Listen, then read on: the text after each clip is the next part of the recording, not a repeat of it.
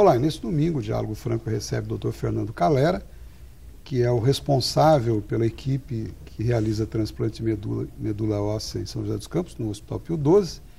E o senhor é também diretor executivo do Centro de Hematologia do Vale do Paraíba. Eu gostaria que o senhor falasse a respeito do centro, que muita gente não tem essa informação do que faz, de que trabalho realiza. Como funciona o centro, doutor? O Centro de Hematologia, vamos dizer, na verdade, a congregação desses médicos que fazem a equipe que nós comentamos, de qualquer maneira, são colegas, né, todos especialistas na área, nós nos juntamos, criamos esse serviço. Esse serviço atende de todas as formas na área de hematologia e oncohematologia os pacientes e essa equipe presta o serviço em diferentes hospitais. Então, nós atendemos no Hospital Pio XII, temos um braço em Jacareí, temos um braço aqui no Hospital Regional de Taubaté, fazendo essa área de oncologia, oncohematologia e hematologia. Então, o centro, na verdade, é isso, é um aglomerado de médicos, ele se constitui hoje através de uma pessoa jurídica e que é treinado. A missão desse grupo, do centro, a gente chama carinhosamente de centro, né? Mas a missão do centro é diagnosticar e tratar as doenças oncohematológicas. E é um tratamento presencial, quer dizer, no regional a sua equipe está presente. Sim. Aí, às vezes que sejam necessárias, etc., sim, vocês estão sempre presentes. A nossa equipe interna pacientes e acompanha diariamente, temos os ambulatórios. E esse perfil é o perfil que se faz em todos os hospitais. No Hospital Pio XII em São José, além disso, nós temos a unidade de transplante de medula. Que é específico. Tá? Como o transplante ele é muito, ele tem indicações precisas, não se tem muita necessidade numa região como a nossa de ter 1, 2, 3, 4 centros. Um centro, em geral, que funcione bem, ele atende a população. Doutor Fernando, eu gostaria que o senhor falasse também sobre as taxas de sobrevida geral, né, dos pacientes transplantados.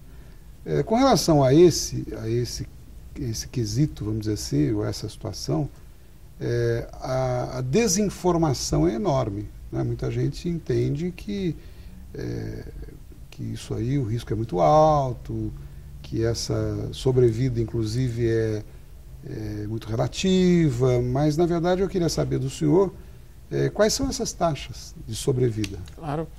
Isso motivou também a nossa comemoração, divulgar esses 200 transplantes, porque quando se chega a esse número, eu consigo fazer uma análise retrospectiva e que nós já usamos... Já tem um cálculo atuarial em si. Isso, usamos um programa estatístico onde eu tenho como calcular, e é o que nós divulgamos, essas taxas, essas curvas de sobrevida que chamamos.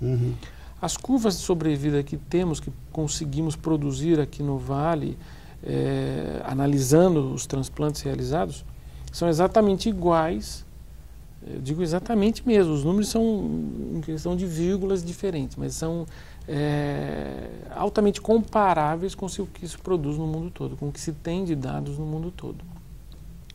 O transplante, dependendo do tipo, nós temos diferentes tipos, ele pode ser curativo em algumas doenças e ele pode aumentar em mais de um ano uma estatística de sobrevida geral, ou seja, um paciente que poderia ter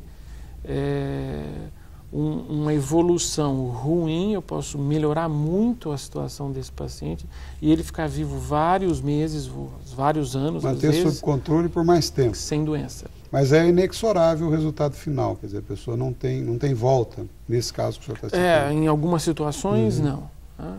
De qualquer forma, quando se analisa do ponto de vista social, se esse procedimento tem um papel, ele é altamente relevante. Ele devolve o paciente à comunidade, à sua força de trabalho. É relevante e tem que continuar. E o percentual disso, para que a gente possa ter uma ideia, essa taxa de sobrevida que o senhor se refere, que percentual nós alcançamos aí? Daqueles, por exemplo, que obtêm a cura total? Também, para fazer esse tipo de análise, Marcos, nós separamos por grupos de doenças, o mesmo tipo de doença. Eu vou dar o exemplo. Existe uma doença que chama mieloma múltiplo, é uma doença incurável. Né? O transplante, ele controla totalmente a doença e o paciente fica anos sem doença e muito bem. Se nós formos comparar as taxas de sobrevida geral mundial, em torno de 60%, nós temos exatamente 60%. Quando a gente fala taxa de sobrevida, na verdade é um cálculo de projeção. Isso é importante explicar para que o paciente que esteja assistindo fale, nossa, 60% quer dizer então eu tenho 40% de morrer. Não, não é isso. São curvas de projeção. Eu consigo assumir que um serviço que presta o serviço de transplante, que presta o procedimento de transplante, eu posso inferir de uma maneira estatística muito próxima da realidade, que ao longo, por exemplo, de 5 anos, eu terei 60%, 65% dos pacientes transplantados bem vivos. Apenas aí me surgiu agora essa questão, mas o que teve há pouco tempo atrás a nossa Presidente da República, a Presidenta Dilma, tem relação com o que o senhor está falando? Tem. Né? Ela teve um tipo de linfoma e que recebeu o tratamento quimioterápico.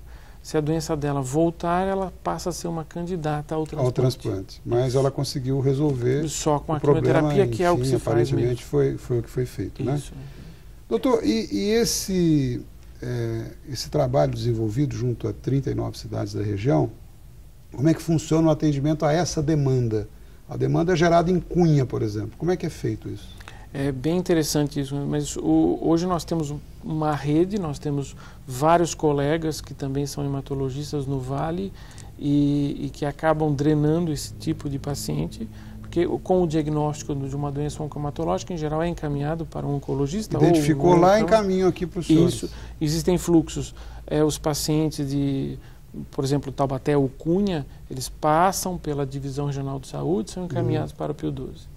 Os pacientes de São José passam pelo próprio órgão regulador de São José e encaminhados para o Pio 12. Muito bom. Então há um controle perfeito dessa demanda através dos próprios colegas dos senhores nos locais. Todos eles passam e sempre há, antes de chegar até nós, o aval, a anuência do gestor estadual e local. Muito bem. Eu vou pedir mais um minutinho de licença, a gente vai para um breve intervalo e já volta. Continue conosco. Até já.